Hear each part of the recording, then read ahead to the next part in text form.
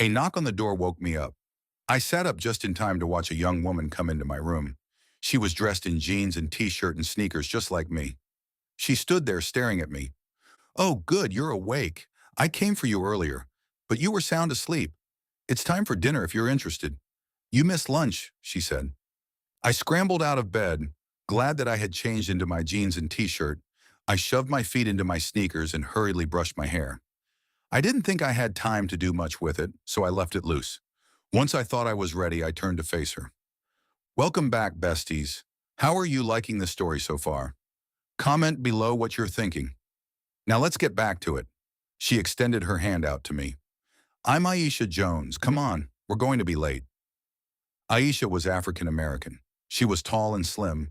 Her dark eyes sparkled, and she wore her hair in a bun on top of her head. I noticed right away that she was dressed just like me. "Nice to meet you. I'm Fiona Brightblade," I said as I hurried after her. We walked further down the corridor that led from my room and entered an elevator. I didn't know what I was expecting, but the ride was uneventful. I didn't know if we went up or down. There were no buttons to push in the elevator. Once off the elevator, I followed Aisha to what appeared to be a cafeteria. It felt like school. Was I in a dorm of some kind? We got in line and I grabbed a tray. I saw foods I didn't recognize. I quickly grabbed a burger and some fries. Some of what was offered looked too different for me to experiment with. I continued to follow Aisha to a table. There were others seated at the table and I waved as I sat down. There were 2 men and 2 women my age besides Aisha. "Hi, I'm Fiona." I looked down at my food because no one acknowledged me. "Don't worry about them. Give them a chance to get to know you better. They come from another planet, but I'm from Earth, like you." I started to eat my food. "How long have you been here?" "Time moves differently here than on Earth. By my calculations, I've been here 5 years, but by Earth's calculations, it's been about 15 years. I choked on my juice. "I've been here a day, I think." Quickly, I tried to do the math in my head. A day here would be about 7 days on Earth, I think.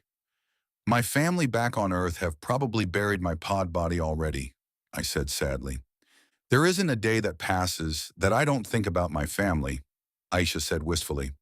"How old were you when you died there?" I asked. "I was 24. I'd been dating this guy and I thought he was Mr. Right, as they say. My father was a mechanic, a workaholic, really. He'd come home smelling of grease and gasoline. My mother hated that smell, but I loved it. My mom was a hairdresser. She was good at it too. I'd just gotten a promotion at my job at the Stop and Shop. I was shift manager. Things were going well, and then out of nowhere, I was crossing the street and got hit by a car. It wasn't bad, but I had a broken leg and 2 broken ribs. 10 days later, I died of a blood clot to the brain." I made comforting sounds. I wondered if she became a ghost too, but felt I shouldn't ask. "Did you freak out when they came for you?" Aisha nodded. "Yeah, but I calmed down once it was explained to me. I sort of wished I could say goodbye to my family. I was an only child, and I know that my parents were devastated." Aisha shook her head. "How about you? What's your story?" I swallowed more juice and nodded at her. "I'm 20 and the eldest of 3. I have a sister and brother. I was a college student. I went to a party with a girlfriend of mine, and once I got there, I found that I wasn't having a good time. The crowd was older than me and they were doing drugs. My friend didn't want to leave, so I left by myself. I don't remember much about my death. Like you, I wished I could have said goodbye to my family, but I didn't get a chance," I told her. Since she didn't tell me about whether she was a ghost for a while, I didn't tell her about visiting my family. Perhaps it is different for each person. One of the 2 guys sitting at our table stood up and looked at me. "You died a dishonorable death. Where I'm from, we die honorably in battle." His eyes bore into mine as if he were trying to read something, and then he walked away. The others got up and left too. Aisha put her arm around my shoulders and squeezed a bit. "Don't worry about them. It took them a long time before they would even tolerate me at their table. They're all from the same world. They consider Earthlings inferior just because Earth is of another dimension and not part of the intergalactic conflict their whole galaxy had been involved in," she explained. I was about to ask another question when Jahael showed up beside us. "Fiona, I'm here to escort you to the Elder's chambers," he said. Aisha's whole face lit up. "Hello, Jahael," she said. "Good evening, Aisha." I didn't see you this morning. Is everything all right with you? Oh, everything is fine. I've been assigned to Fiona for a few days. I could tell she had a major crush on him. Fiona, if you please, we mustn't keep the elders waiting, he insisted. I stood up and turned to Aisha. Would you take care of my tray for me? I asked her. She nodded, still making goo-goo eyes at Jahael. No problem. I turned to him. Okay, lead the way. Without a word, he turned and walked away. I hurried after him, and once I caught up to him, I slowed down to match his pace. Are the elders the rulers of Anthora? Is that why they want to see me? I asked him. The elders are part of the government. They will explain how the government works to you, and it's Anthora too. He was no help at all. I decided going to the elders was a good thing. At the very least, I could get a better understanding of why I'm here and what's expected of me. We got on an elevator adjacent to the one Aisha and I got on earlier, and then we started moving. I still couldn't tell if we were going up or down. The door opened noiselessly, and I followed Jahael out to a huge hallway. The ceiling was high, and the walls had murals on them. The wall to my right caught my attention. There was a drawing of what I could tell was of a galaxy, and there were planets all around. Earth was right there like the beautiful blue and white jewel that it was. The other planets were either a dull green, red, and orange with white or red swirls. The next mural was of a battle of some kind in space. Triangular-shaped battleships surrounded a blue and green planet and were firing on it. There was a mass exodus of spaceships leaving in different directions. The following mural showed the blue and green planet blown to bits, destroyed completely. I felt profound sadness at this and looked away. We came to a door which opened as soon as we're close, and we walked in. The room was lit but dim, not soft like when I first arrived, just dim. The setup was like in a science fiction courtroom with judges seated up high. 3 men and 2 women sat high above me. They were all dressed in hooded robes of different colors. I stopped in the middle of the room. There were no seats, and when I turned to Jahael, he was standing by the door and waved at me and left. Coward, I thought, and faced the elders. The one in the red robe lifted his hand to me. Fiona Brightblade. Yes, sir, I answered. On behalf of my brethren, I reclaim you to Anthora too, he said with a slight bow of his head. Thank you, I said. I wasn't sure if I could ask my questions yet, so I waited.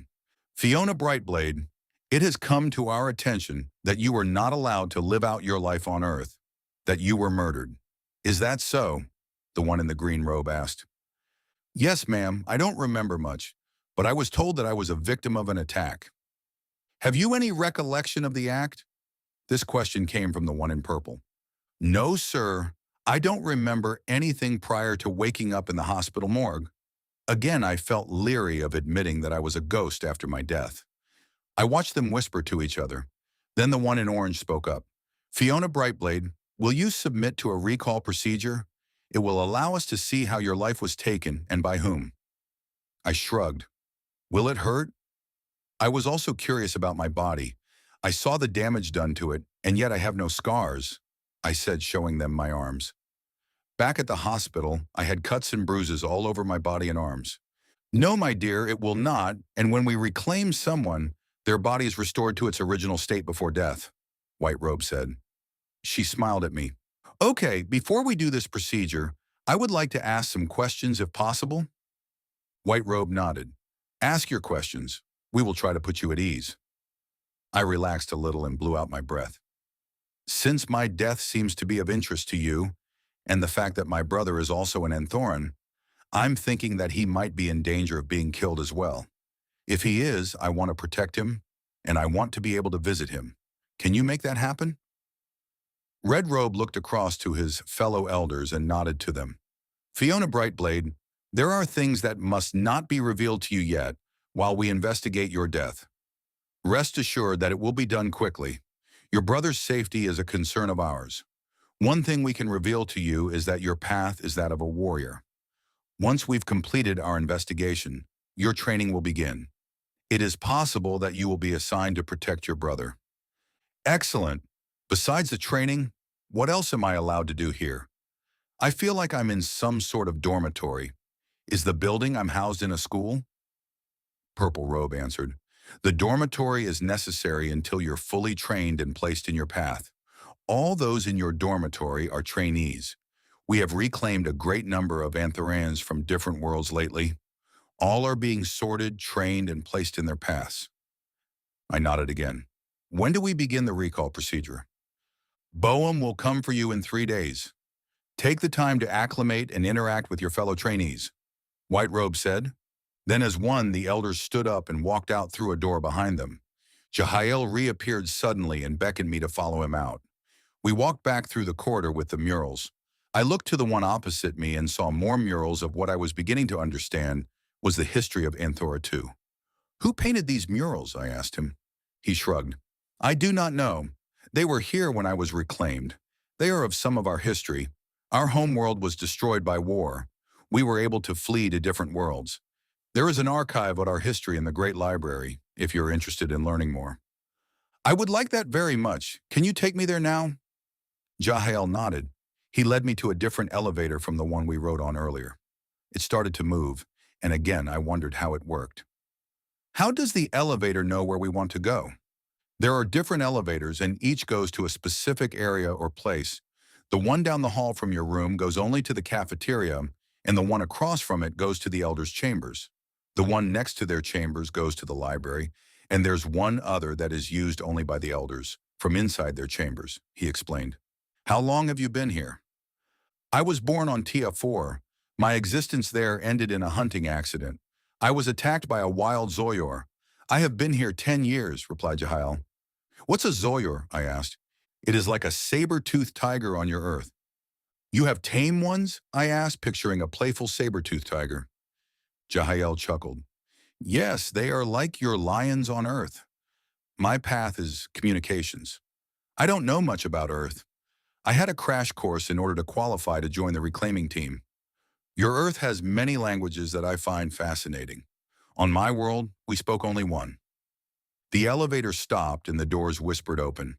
We stepped off and walked a short distance to another door. This time it was a set of double doors, and they opened automatically. I thought that I was going to get the hang of how things worked here.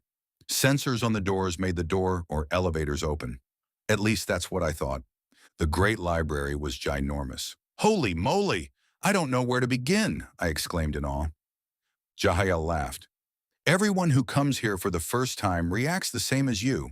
The library is big, but very easily navigated. The keeper of records will help you. I must go. Once you are done here, let the keeper know, and I will come for you. Okay, I said, and the keeper approached me. May I be of service? She asked. She was medium in height, and her jet black hair was pulled back in a ponytail. Her eyes were brown and shone with intelligence. Yes, I wanted to know more of Anthran history. Jahael said there was an archive here. Can you direct me to it? It is this way. She turned and started walking. There were books and scrolls upon aisles and aisles of shelves. This aisle on the end contains our history. If you should need clarification, there is a communicator on the table. Ask your question, and it will give you answers and direction, she stated in a monotone voice, as if she recited that statement 1,000,000 times a day. I thanked her and reached for a book on the shelf. I didn't know where to begin and skimmed through the book. At first, I was afraid that I wouldn't be able to read it, but was surprised that I could. The language was clearly not English, but I could read and understand it. 3 days later, Bohum came for me. During that time, I had one complaint. I couldn't tell time. I never carried a watch on Earth. Who needed one when you had a cell phone? Strange that the only thing that they didn't duplicate for me was my phone. I'm going to make it a point to ask about that today. The medical facility was quite far. Boehm came for me in one of those hovercrafts I saw when I first arrived. He said they were called conveyors. The drive took what I estimated to be an hour. As we drove, I watched the world go by. Everything was shiny. Once we left the city, there was endless stretches of road, and the novelty of riding in a conveyor wore off. The medical facility was bigger than any hospital I had ever seen. I really wasn't on Earth anymore, I thought. I kind of wished that this was all a dream, and I'd wake up to my sister banging on the bathroom door for Junior to hurry up. Boehm parked in an underground garage, and we took an elevator up. This time, he spoke his destination. In a clear voice, he spoke. Recall station, and the elevator started moving. When we got off, I stayed close to Boehm. The recall station was bustling. Men and women dressed in uniforms were busy sitting at workstations or standing in front of one. Boehm had to pull me along because I kept stopping to gawk at blue-haired people, green or tentacled people. I made a mental note to go back to the library. I hadn't gotten far in my reading. I'd gotten bored reading about some animal lost forever after the war. We sat in a waiting area until I heard my name. I was so glad that she looked human. I don't quite know how I'd react to someone with blue hair or with tentacles asked for me. "I'll be back for you once you're done," Boehm said and walked away. I followed the attendant to the exam room. The room was dimly lit, and all I could see was a chair that resembled a dentist chair back on Earth. On the wall were big screen monitors. "Fiona Brightblade, please sit here," said the attendant. He pointed to the chair and I sat. My heart began to pound in my chest.